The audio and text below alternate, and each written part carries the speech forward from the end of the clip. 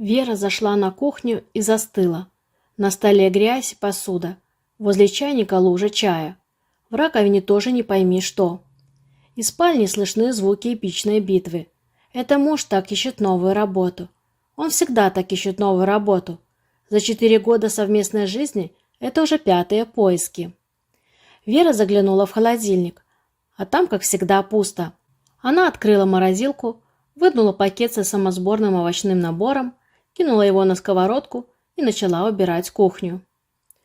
«О, Верунчик, а что у нас на ужин?» Степан, судя по хорошему настроению, все же победил в своей эпичной битве.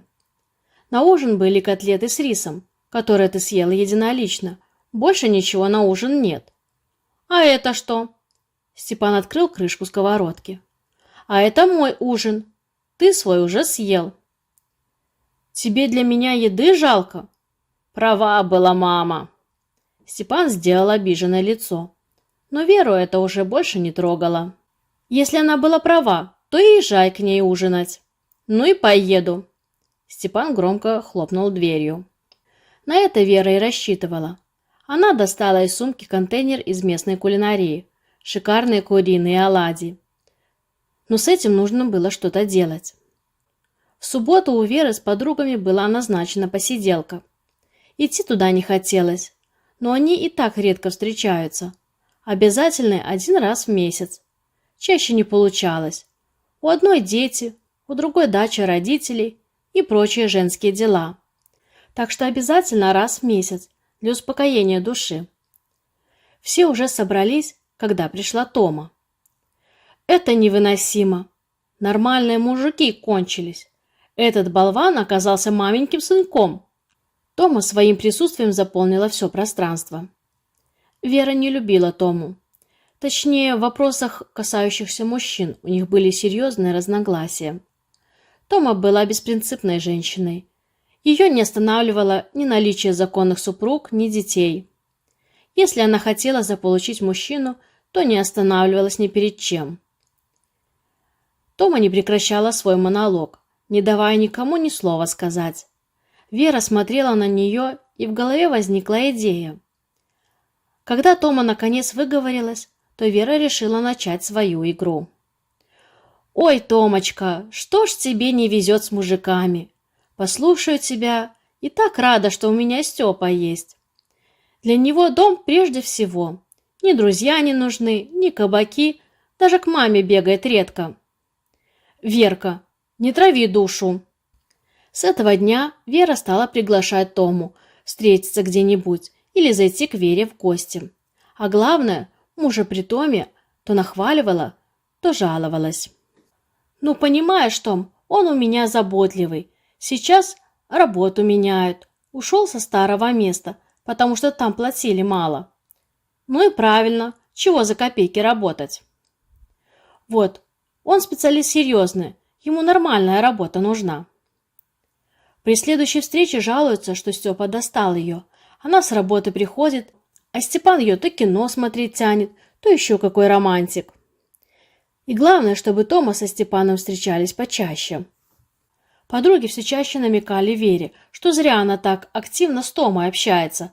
Добром это не закончится. Только Вера отмахивалась. Мужу доверяет, а с Томой ей весело. Сейчас она женщина свободная, и у нее есть время на подругу. Расчет оказался верным. Через 3 месяца Степа заявил, что нашел себе более достойную женщину и уходит от Веры. Надо отдать Вере должное. Она не побежала сразу открывать припасенную бутылочку. Вера позвонила всем подругам, поплакала им, что Степа и Тома предатели, разбила сердце, разрушили доверие к дружбе. А на следующий день побежала на развод подавать. Ну, чтоб уж точно. С глаз долой и сердца вон. И только когда свидетельство о разводе на руках было, она открылась подругам. «Ну, не ушел бы он от меня сам. Со мной ему удобно. Зарабатываю хорошо, квартира своя, по дому все делаю, потому что сама не могу в грязи жить. Да и куда он пойдет? К матери в ее малогабаритную однушку? Не смешите. А Томка сама виновата. Зачем на мужа подруги позарилась? Подруги отмечали развод Веры. Под этим предлогом все перестали общаться с Томой. Ее и так не очень любили за характер и поведение, но уводить мужа подруги как-то низко. Прошло полгода. Вера жила новой жизнью. У нее появился ухажер. Жизнь обрела новые горизонты. Это была суббота. Вера готовилась к свиданию, поэтому гостей не ждала, особенно Тому. «Здравствуй, Тома!» Вера смотрела на бывшую подругу, которая стояла в дверях.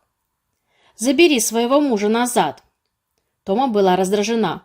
Он полгода сидит дома, даже не собирается искать работу. А еще он постоянно разбрасывает вещи по квартире и опустошает холодильник. «Тома, ты сама его решила у меня увезти. Вот и радуйся. Но ты говорила, что он самый лучший. Ты обманула меня».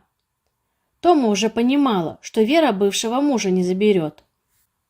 «Это для меня он был самым лучшим. Но ты – это не я. Какой он у тебя оказался, меня уже это не касается. Ты сама чужого мужа увезти из семьи решила. Какие ко мне претензии? Я с уходом мужа смирилась, даже тебя простила. Но теперь-то ко мне какие вопросы? Ты это что, специально сделала, да? Специально? Он же не уходит, обвиняет, что я его семью разрушила, и не уходит.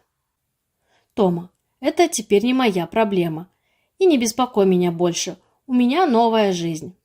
Вера закрыла перед Томой дверь. Та еще какое-то время звонила в дверь, потом по ней стучала, что-то кричала и успокоилась, когда вышел сосед и разогнал ее. А Вере не стыдно. Тома сама захотела чужого мужа. Вот и получила, что хотела. Ведь то, что хорошо для одной, для другого не всегда счастье. Дорогие друзья, вам понравился рассказ? Напишите в комментариях. Спасибо за время, проведенное со мной. Ставьте лайк и подписывайтесь на канал. Всегда рада видеть вас в новых видео.